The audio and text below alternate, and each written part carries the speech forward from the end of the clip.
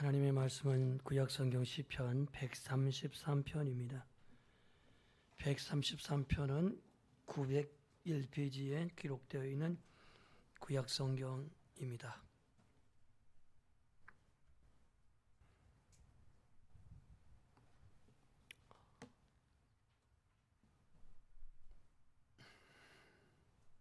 짧은 본문 말씀 이어서 함께 같이 합독을 하도록 하겠습니다. 시편 133편 1절에서 3절입니다. 시작. 보라, 형제가 연합하여 동거하며 어찌 그리 선하고 아름다운고, 머리에 있는 보배로운 기름이 수염 곧 아론의 수염에 흘러서 그의 어깨까지 흐린 같고, 헐문의 이슬이 시온의 산들에 내린 같도다. 거기서 복을 명령하셨나니 곧 영생이로다. 아멘. 오늘은 저희 교단적으로 통일주의를 지킨 주일입니다. 대한민국이라고 하는 이 나라에도 북한 동포들과 하나가 되어져서 복음적인 통일이 이루어지도록 기도하고 소망하며 한결같이 마음을 같이하여 예배하는 오늘 주일로 정했습니다. 자막을 좀 잠깐 보시면, 역사적으로 세계의 통일은 세 가지의 모델이 있었습니다. 세 가지 모델의 통일은, 첫 번째는 독일식 통일인데요. 이것은 독일의 장막을 지금 일부 이렇게 만들어 놓고 있는 베를린 장막 기념글입니다. 1990년 통일된 독일인데요. 독일은 2차 대전에 멸망한 이후에 동쪽으로는 공산주의 동구권이 지배하고 서쪽으로는 민주주의를 노선을 갖고 있는 자유민주주의가 그렇게 나눠져서 철의 장막을 세웠었는데, 저게 90년도에 장막이 무너지고 한 민족으로서 통일이 이루어졌던 독일 통일입니다. 독일 통일의 모델은 흡수 통일입니다. 두 번째로는 베트남인데요. 이 베트남은 1975년에 4월 30일 날 월맹에 의해서 무력 통일이 됩니다.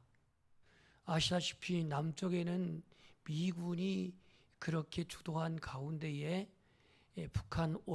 북쪽의 월맹군과 전쟁이 있었는데, 결국은 미군은 더 이상 참전을 포기하고 75년도에 철수를 하면서 월남이라고 하는 나라는 무력에 의해서 통일이 된 해가 1975년입니다.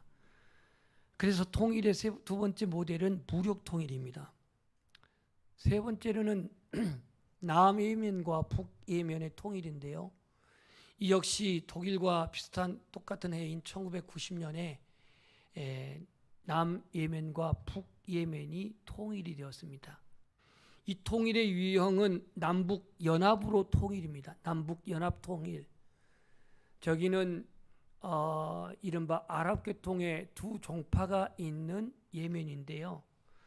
이른바 시아파 쪽, 이 시아파 쪽이 남예면이었고 이란이 이를 후원했었습니다. 그리고 결국 북예면은 이른바 자유진영 쪽인데, 이쪽으로 결국 연합통이라는 게 예멘의 통일이었습니다. 그렇다면 우리나라는 어떤 통일이 돼야 될까요? 우리나라. 북한에서는 월남처럼 무력 통일을 하자고 주장하는 사람들이 북한입니다. 이건 전쟁이 불가피하게 일어날 수밖에 없습니다. 모든 파괴는 불보듯 뻔합니다. 그래서 얻을 것은 없습니다. 그러니까 북한은 전쟁으로 인한 무력 통일, 우리나라는 저 독일처럼 흡수 통일. 그런데요, 독일이야 지금 세계적인 경제 부강한 나라에서 흡수 통일해 가지고 엄청나게 많은 고전을 했는데요, 우리나라는 지금의 경제 사정으로 북한을 흡수통일할 만큼 그런 경제력이 아직 갖춰지지 못했습니다. 그렇다면 흡수통일도 아니고 무력통일은 더더욱 아니고 남북연합통일은 여러 가지 사상의 문제들이 좀 있고 결국은 우리들의 소원이자 우리들의 소원은 바로 복음으로 말미암는 통일. 하나님이 기적과 같이 문을 열어주셔서 복음으로 말미암는 통일, 이 통일이 이 땅에 이루어지기를 축복합니다. 정치적이고 영토적인 통일은 정부가 해야 할 일을 한다면 오늘 우리의 마음, 우리의 이 심령이 하나 되고 마음이 통일되는 것은 우리들의 몫이라고 할 수가 있습니다. 마음의 통일은 사람과 사람이 만날 때 가능한 것인데요. 서로의 정체성을 확인하고 이해하고 서로의 다름의 차이를 이해하고 상호관계를 서로 살피며 그동안 적대시했던 마음을 내려놓고 이해하고 소중히 여기며 존중히 여기는 이런 마음의 통일부터 시작이 되어야 하겠습니다. 오늘 이 본문을 보시면요, 다윗의 시편이라 그렇게 나와 있습니다. 누구의 시편이라고요? 다윗의 시편. 성전에 올라가는 노래, 다윗의 시, 곧 성전에 올라가는 노래 이렇게 나와 있습니다. 이 133편의 시편은 세 가지 역사적인 배경을 가지고 있습니다. 첫 번째는요, 이스라엘 사람들이 가나안 땅에 들어와서 하나님을 예배할 때, 하나님을 절기 때마다 예배할 때에 유월절, 오순절, 초막절 이 세 절기만큼은 성전에 들어와서 예배를 드려야 했습니다. 예배를. 그러니까 저 북쪽 갈릴리이든 남쪽의 유다이든 중앙의 사마리아이든 이스라엘 남북에 거쳐서 1년에 세 차례 유월절과 오순절과 그 다음에 초막절, 장막절에는 반드시 성전에 와서 예배를 드려야 했습니다.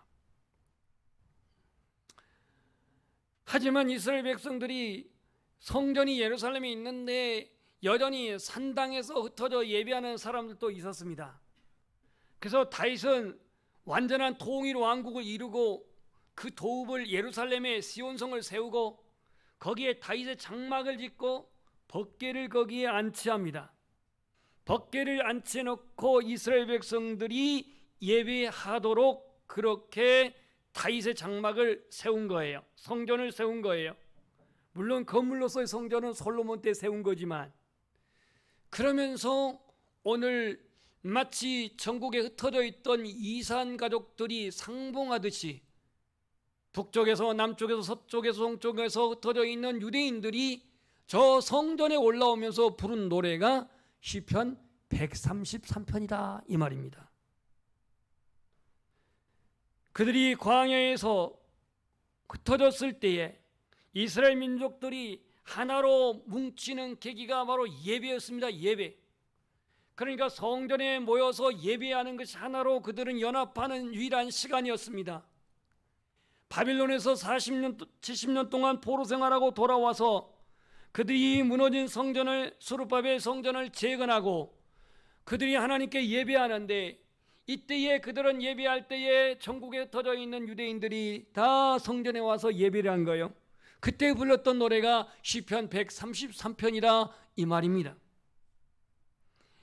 유대의 3대 절기인 유월절과 오순절과 초막절을 지킬 때에 예루살렘의 순례자들이 몰려오면서 불렀던 노래가 저 시편 133편이다 이런 말씀이에요. 잃어버렸던 연합, 흩어져 있던 동포들이 함께 모여서 함께 기쁨의 찬양을 드렸던 찬송이 133편 찬양이었다 이런 말이에요. 그럼 오늘 1절에 뭐라고 말하는지 한번 1절을 한번 읽어봅시다. 보라, 시작.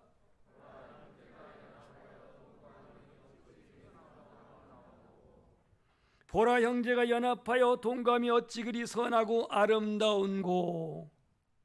아니 이스라엘 백성들이 왜 굳이 연합이란 말을 써야 합니까? 연합. 이스라엘 백성들은 한 민족인데 한 동포인데 왜 연합이란 말을 여기에 쓰고 있냐 이 단어를. 이 유나이트 연합.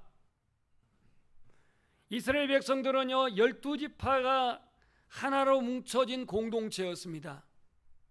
12지파라고 한다면 야곱의 12아들에서 시작됩니다. 야곱의 12아들에서 루벤부터 시작해서 저 마지막 누굽니까? 베냐민까지 12지파가 하나의 공동체를 이룬 민족이에요. 그런데 이들이 이집트에서 400년 동안 노예 생활하면서 사실 12지파의 의미가 잃어버렸습니다. 종살이하면서 혈통의 의미가 사라졌습니다. 모세로 말미암아 그들이 돌아왔을 때에는 12지파뿐만이 아니라 여러 잡족들이 따라왔어요. 잡족. 이 잡족이라고 한 것은 유대인 중에서 그 종살이하면서 이집트의 사람들과 결혼한 사람도 있었을 것이고 또 거기서 따라온 사람들 등등해서 잡족들이 나왔다고 하는 것은 혈통적인 12지파가 이미 400년 동안 종살이하면서 의미가 사라진 거예요. 가나안 땅에 정착하면서도 가나안 이방 민족들과 통혼하고 혼합해서 살았습니다. 다윗 왕국 이후에 아수르에게 멸망당하고 사마리아가 생기고 바벨론에 빼앗기면서 바벨론의 통치를 받은 가운데에 이방 민족과 혼합했던 게 유대인들이었어요. 게다가 또 흩어진 디아스포라 유대인들이었어요. 이러한 유대인들이 하나로 뭉친다고 하는 일은 참으로 어려운 일이었어요. 연합하는 게 참으로 힘들었어요. 그럼 오늘 이 다윗은 어떠한 루트를 통해서 이스라엘 백성들, 이 12지파 이스라엘 백성들을 연합하게 했을까를 이제 말씀을 전하겠는데요. 그 형제가 연합하여 동거함이 어찌 그리 선하고 아름다운고 그랬어요. 연합이란 말이요, 맨 먼저 나온 말씀이 창세기 2장 24절에 나옵니다. 그러므로 남자가 그 부모를 떠나 그 아내와 그 여자와 연합함으로 둘이 한 몸을 이룰지로다, 이렇게 말씀을 합니다. 오늘의 대한민국도 38선 이남의 대한민국의 이러한 국가 공동체를 이루고 있지만 이 마음이 연합하는 게 너무 힘들어요. 진영 간에 또 사상 간에 여러 가지 지역 간에 이 마음이 하나가 되는 연합이 너무너무 어려워요. 대한민국이라고는 하나의 정부 안에 생각의 차이가 왜 이렇게 깊은지, 전쟁의 상처를 입었던 사람들의 그 상처가 아직도 치유되지 아니하고 또 재벌과 또 가난한 서민들과의 어떤 그러한 격차에서 오는 그런 마음들, 좀처럼 연합이 안 된 이 나라의 아픔을 우리가 안고 있습니다. 그런데 오늘 이 다윗은 보라 형제가 연합하여 동거함이 어찌 그리 선하고 아름다운고 그랬습니다. 연합, 동거, 이것을 이렇게 추석은 달았습니다. 한번 따라서 함께 살아감. Live together in unite. 함께 살아간다는 얘기인데요. 함께. 이 함께란 말이 참 아름다운 말인데 12지파, 이스라엘 12지파가 연합하여 동거함이 선하고 아름답다라고 이 다윗은 고백하고 있습니다. 다름의 차이 가운데서 하나됨을 이룬다는 것입니다. 이게 가능한 것은, 형제들이 연합하게 된 것은 어떻게 연합이 가능하느냐? 오늘 그 본문은 2절에서 이를 답해주고 있습니다. 2절, 한번 2절을 읽어봅시다. 시작.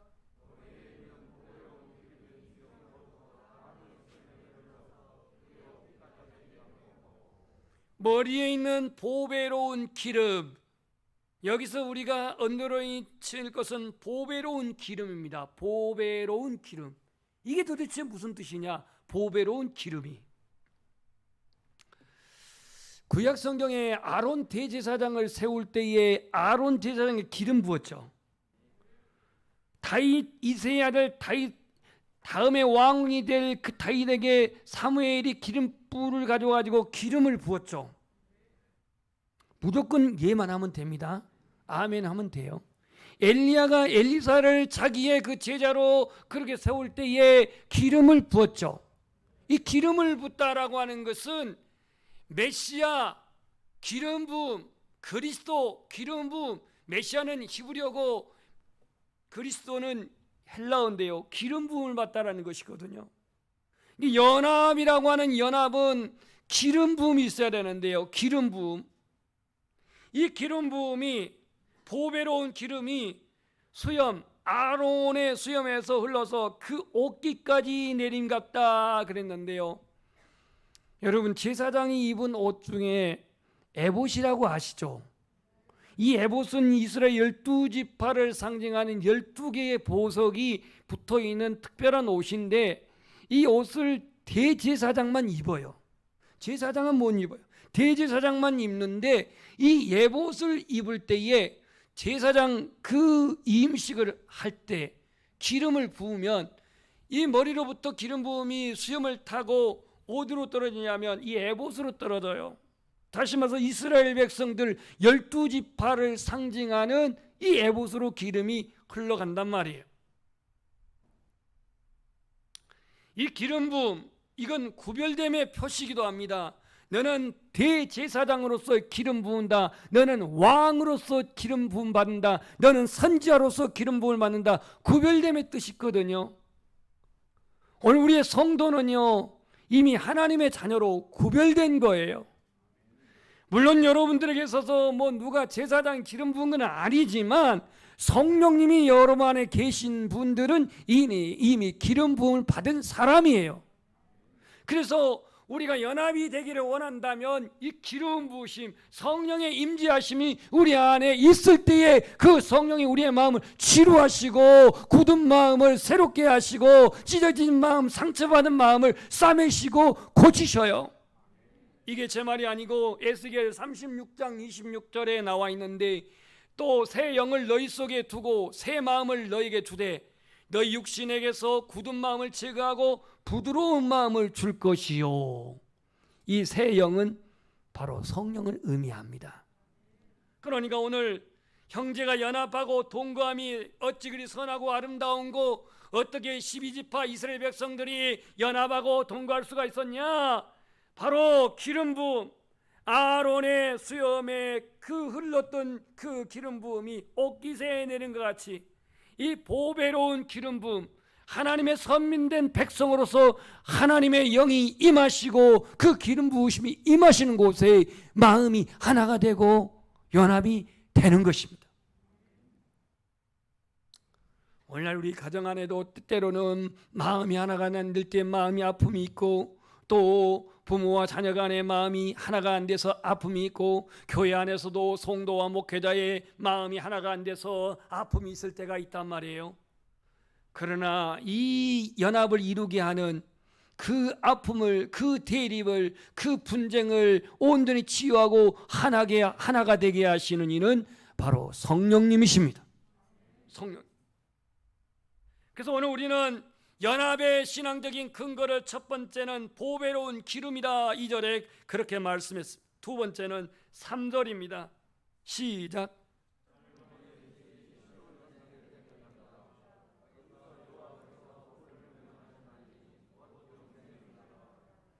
자, 헐몬에 있으리라.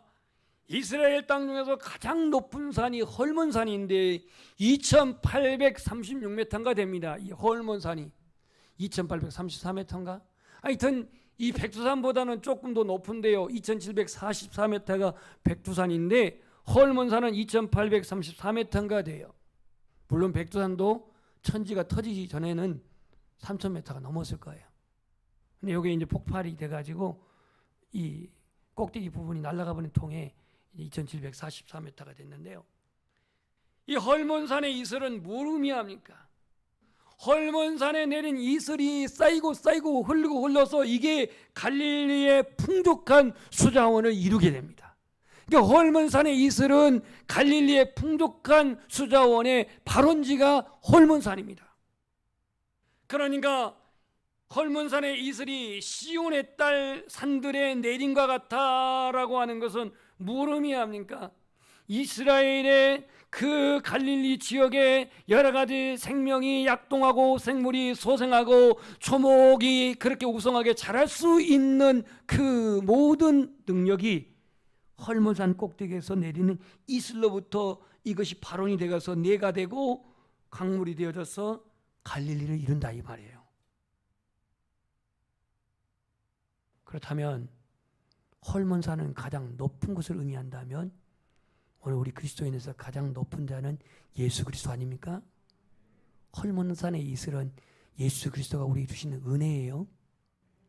이 은혜가 없다 보니까 연합이 안 돼. 이 은혜가 없다 보니까 일치가 안 돼. 이 은혜가 없다 보니까 서로 자기 주장해. 이 은혜가 없다 보니까 상처가 치유 안 돼. 높은 곳에서 헐몬산의 이슬이 흐르고 흘러 이것이 오늘 시온의 산들의 내림과 같다라고 하는 것은 결국 하나님의 은혜가, 예수 그리스도의 은혜가 오늘 생명을 살리게 하고 소생케 하고 약동케 하고 구원케 하시는 그 은혜입니다.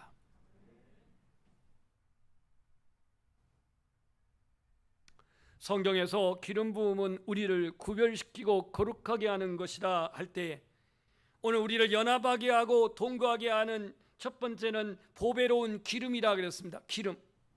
우리 그리스도인들이 성령 안에서 기도할 때, 우리 그리스도인이 성령 안에서 간구할 때, 우리 그리스도인이 성령님 안에서 부르짖을 때에 우리의 성령님은 우리의 기도를 들으십니다. 우리의 탄식을 들으십니다. 우리의 아픔을 헤아리십니다.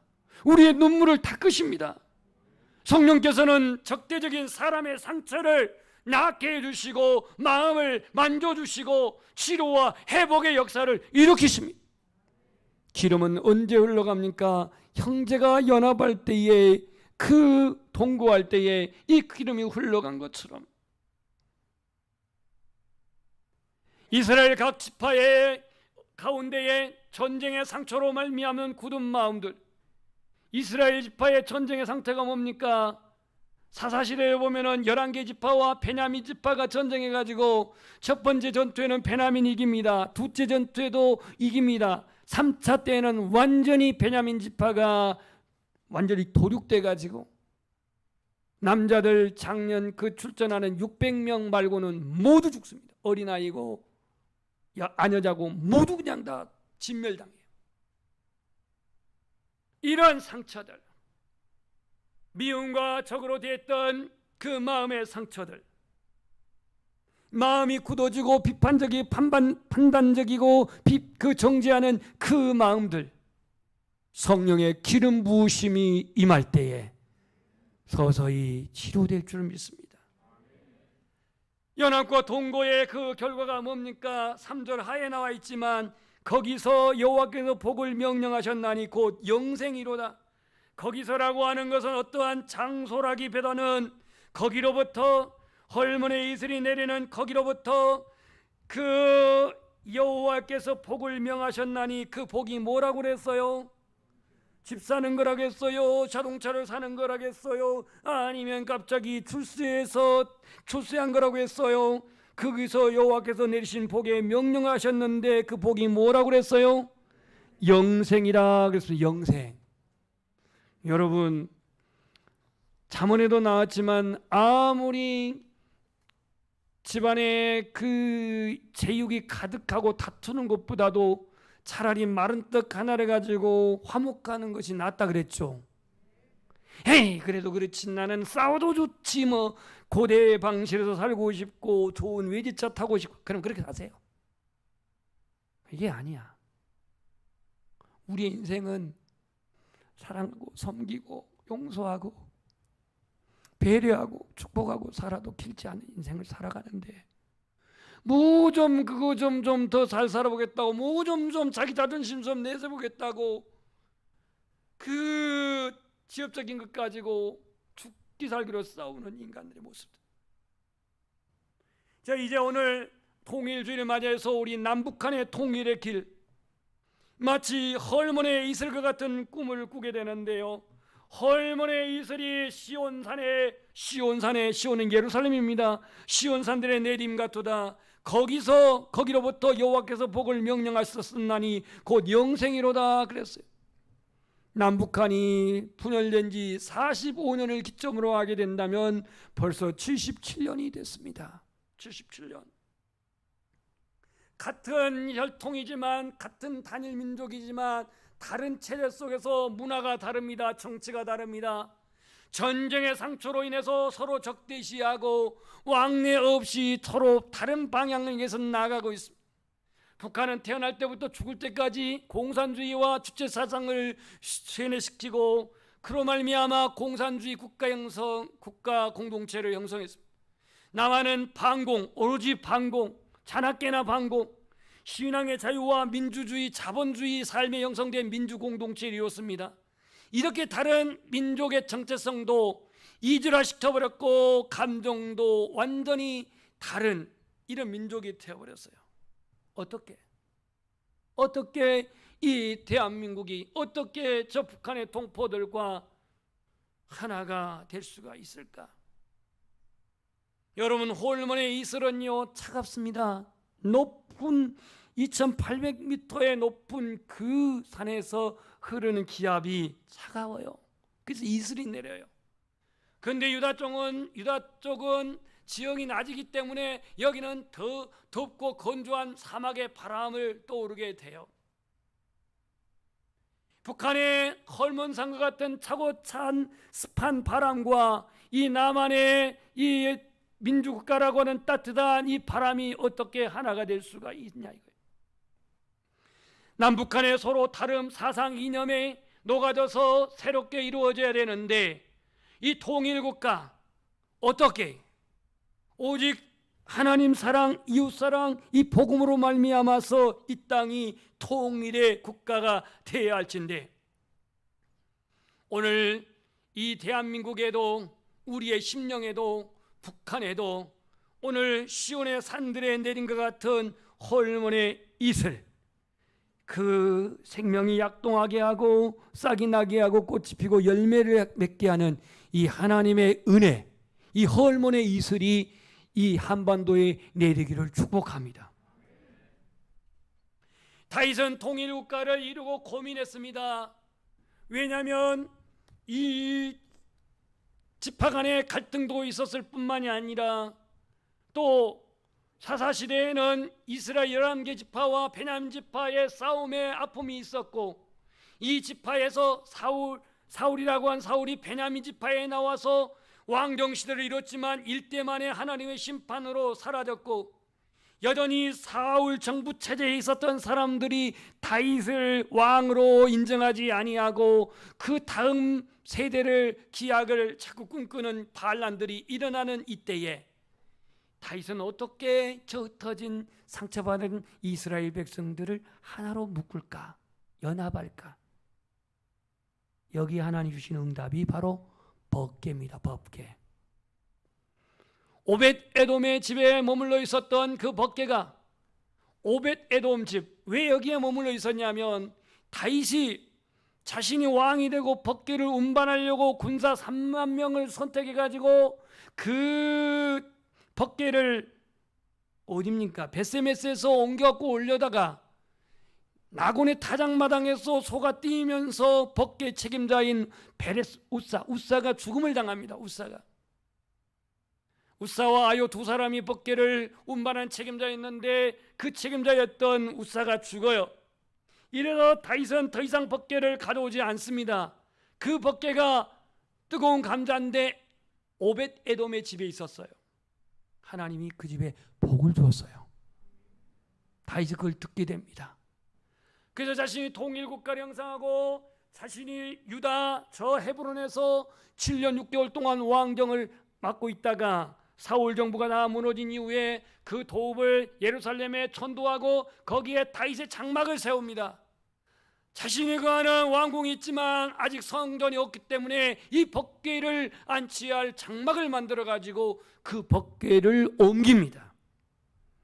이전에는 수레에다가 그것을 끌고 오다가 실패했고 이번에는 제사장들의 법궤를 메고 예루살렘에 들어올 때에 여러분들이 흔히 부르는 문들아 머리 들지어다, 영원한 문들아 머리 들지어다, 영광의 왕이 나아가신다, 바로 그 찬양이 법궤가 들어올 때에 불렀던 시편입니다.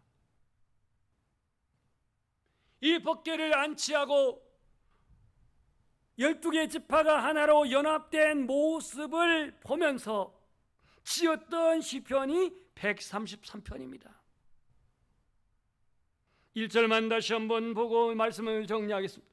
보라, 형제가 연합하여 동감이 어찌 그리 선하고 아름다운고. 아름다운고. 마지막 페이지 좀 볼까요? 이 법궤는 이스라엘의 영적인 통일을 이루는데, 신앙적 통일을 이루는데, 마음이 하나로 묶는 데에 이 법궤가 결정적 역할을 합니다. 법궤는 무엇입니까? 하나님의 임재의 상징입니다. 법궤를 중심으로 이스라엘 공동체가 하나님 앞에 선민으로서 연합하게 됐다, 그 말이에요. 형제 연합은 영토적 정치적 통일을 넘어 마음의 통일을 이루게 되었습니다. 각 지파 간의 시기와 갈등이 사라졌습니다. 하나님의 말씀과 사랑으로 전쟁의 상처와 이념을 극복하는 한 민족으로 묶게 되었습니다. 이게 바로 법궤가 중심이 된 겁니다. 사랑하는 성도 여러분, 우리 대한민국 분단된 지 77년이라고 하는 이 시간이 지금 지나가는 가운데에 언제 통일이 될지는 아무도 모릅니다. 하나님께서 문을 여신다고 한다면 내일에도 할 수는 있습니다. 그러나 제가 보는 그 영적인 관점에서는 이 통일이라고 하는 게 하나님께서 이 땅을 보시고 주실 축복이기 때문에, 첫 번째는 교회가 복음의 사명을 감당할 때 이 땅에 통일을 하나님이 허락하실 것입니다. 독일의 서독과의 동독과의 통일도 사실은 서독이 흡수 통일이지만 이 통일을 이루는 데 있어서 5단계의 과정을 겪었습니다. 5단계 과정을 겪으면서 결정적인 영향력을 발휘한 게 동서독의 목사님들이었습니다. 목회자들이었습니다. 이분들이 교류하고 이분들이 기도하고 이분들이 하나님 앞에 매달렸을 때에 하나님이 동서독의 그 철의 장막을 거두신 겁니다. 여러분, 독일 총리로서, 여성 총리로서 3번을 했던 메르켈 총리 있죠? 펑퍼지만 아줌마 말이에요. 이분이 동독 목회자의 딸입니다. 동독 지역 목회자의 딸이에요. 교회가 복음의 사명을 감당할 때에 이 민족의 통일은 하나님이 이루실 것입니다. 성령의 하나가 되게 하신 기름 부으심, 아까 보배로운 기름 부음이 그 수염을 타고 아론의 꽃깃에 내린 것처럼 그 기름 부으심이 흩어진 이스라엘의 12지파를 하나로 묶듯이 성령의 하나가 되게 하심의 기름 부으심, 오늘 우리 안에도 부부지간에 성령의 기름 부으심이 하나 되게 할 것이고, 또 교회 안에도 성령의 기름 부으심이 있을 때에 모든 생각의 차이를 뛰어넘어 자기 주장을 십자가 앞에 못을 받고 하나가 되게 하실 줄 믿습니다. 이념과 사상을 넘어 두 마음이 한 마음으로 연합되게 한다는 얘기죠. 세 번째, 헐몬의 이슬. 이 헐몬의 이슬이 하나님의 은혜인데, 높은 곳에서 물이 낮은 곳으로 흐른 것처럼 하나님의 은혜도 겸손한 자에게 주어지는 것입니다. 한반도에 이 헐몬의 이슬이 내려질 때에 민족의 꿈인 통일도 이루어질 줄 믿습니다. 그 통일은 십자가의 희생, 사랑, 복음의 통일이 이루어질지를 확신합니다. 이 시간 영상 잠깐 한 2분 30초짜리 영상을 보겠습니다. 저희 교단이 통일을 위해서 뭘 어떻게 준비하고 있는지 그 영상을 보고 자막의 기도문, 뒤에 기도문도 녹사를 해왔는데요. 안 보이신 분은 그걸 보면 되겠습니다. 자, 영상 좀 띄워주십시오. 짧은 영상입니다.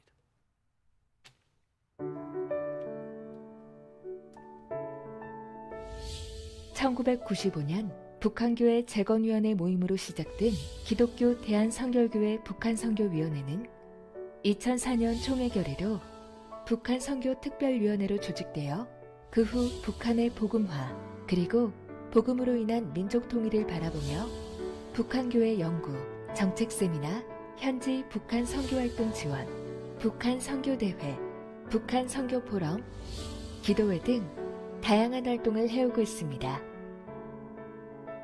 최근 우리는 서울신대 기독교 신학연구소와 함께 북한에 82개 선결교회가 있었다는 것을 확인했습니다. 그렇게 우리의 비전은 명확해졌습니다. 우리에게 북한은 어떤 곳인가요? 가깝지만 먼 땅. 장막에 덮인 땅은 북한. 하지만 과거 북한은 우리 민족의 기독교 역사의 복음의 중심지였습니다. 1907년 평양의 대각성 부흥운동을 시작으로 회개의 역사, 복음 전도운동이 시작되었고 바로 이 부흥의 때에 우리 성결교회도 시작되었습니다. 그 복음의 황금기가 평양을 중심으로 우리 민족 가운데 퍼져나갔습니다. 그렇게 평양은 동양의 예루살렘으로 불렸습니다. 하지만 그도 잠시 지독한 박해의 역사가 시작됩니다. 일제의 기독교 탄압과 고디응 김일성 정권의 거센 기독교 박해, 1만 7천여 명에 달하는 성도의 순교 행진은 지금까지도 진행 중이며 무너진 장대영 교회의 터인 평양 만수대 언덕에는 김일성 김정일 부자의 동상이 세워져 숭배의 장이 되었습니다. 불안과 두려움이 도사리는 땅, 복음의 암흑기, 지금의 북한입니다. 하지만 역설적이게도 가장 어두운 이곳에서 복음의 끈질긴 생명력과 운동력을 확인할 수 있었습니다. 북한의 지하교회는 한국전쟁 직후부터 명맥을 유지하며 무자비한 탄압 속에서도 그날을 소망하며 인내하고 있습니다. 그날은 이스라엘이 70년의 바벨론 포로 생활을 견디고 하나님의 때에 예루살렘으로 돌아와 성전을 재건했던 그날과 같습니다. 무너진 82개 성결교회의 재건은 지금까지 지하에서 목숨 걸고 신앙을 지키며 눈물로 씨를 뿌려온 북한 형제자매의 기도의 결실입니다. 그리고 성경이 증명하듯 하나님의 때에 하나님의 손이 황폐하고 무너진 곳들을 일으켜 세우시는 위대한 언약의 성취인 것입니다. 복음의 빚진 자인 우리는 다가올 그날을 함께 준비해야 합니다. 형제의 고난에 무심했던 과거를 돌이켜 하나님 나라의 일에 성실히 준비해 나갈 때 우리는 다가올 시대에 하나님의 강력한 역사에 동참하며 앞서가는 성결교회가 될 것입니다. 북한 선교위원회는 다음에 3가지 목표로 나아가길 소원합니다. 첫째, 성결교회 내부에서 복음 통일을 위한 중보기도의 불씨를 일으키고 기도의 네트워크를 형성한다. 둘째, 복음 통일 시대를 맞이하여 준비된 북한 선교 사역자들을 양성한다. 셋째, 무너진 82개 성결교회 재건을 위한 재건 결연교회 및 재건 벽돌원금을 준비한다. 다가올 통일 시대를 앞서서 준비하는 기독교 대한선결교회가 되기를 소원합니다. 이 위대한 하나님의 나라의 역사를 함께 경험하며 준비하는 기독교 대한선결교회 북한선교위원회가 되겠습니다. 함께 기도와 힘을 모아주십시오. 공동 기도문을 좀 띄워주시기를 바랍니다. PPT의 내용을 보시고 보고 해야 하기 때문에 눈을 뜨고 읽어야겠죠.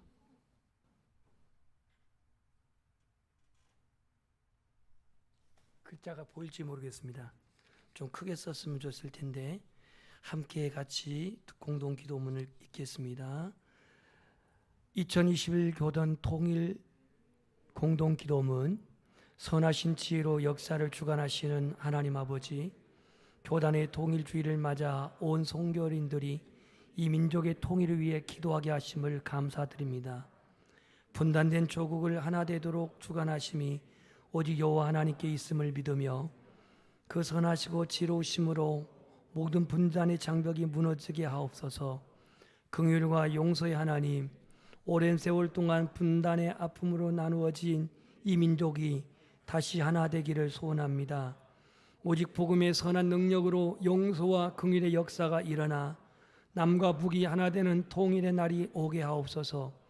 이 분단의 아픔을 겪는 민족에게 하나님의 긍휼을 베풀어 주옵소서. 모든 장벽을 어시는 하나님, 우리 성결교회가 복음 통일의 큰 사명을 깨닫고 지난 세월 자신만을 위하던 이기심에서 회개하며 통일의 세멸결을 위해 헌신하는 길로 나가게 하옵소서. 북녘 땅의 우상 숭배와 거짓의 영으로 진치고 있는 악한 사단의 세력을 멸하여 주옵소서.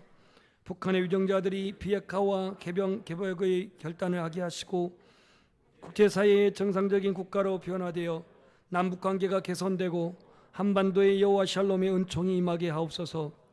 인도하시고 돌보신 하나님, 국내와 저 상국에 있는 북한을 탈북민들을 보호해 주시고 그들이 말씀으로 거듭나서 복음 통일의 귀한 일꾼으로 쓰임받게 하옵소서. 한국교회가 교단, 교파, 단체를 뛰어넘어 통일 선교 연합하게 하시고 국내 곳곳에 통일 기도의 불길이 일어나게 하옵소서. 회복시키시는 하나님, 북녘 땅에도 중생선결 신유 재림의 복음이 선포되게 하시고 해방 전에 세웠던 82개 선결교회를 비롯하여 모든 동력 땅에 있던 교회들이 회복되고 세계 복음화를 원수하여 주님 다시 오심을 길을 예비하는 그날을 앞당겨 주옵소서.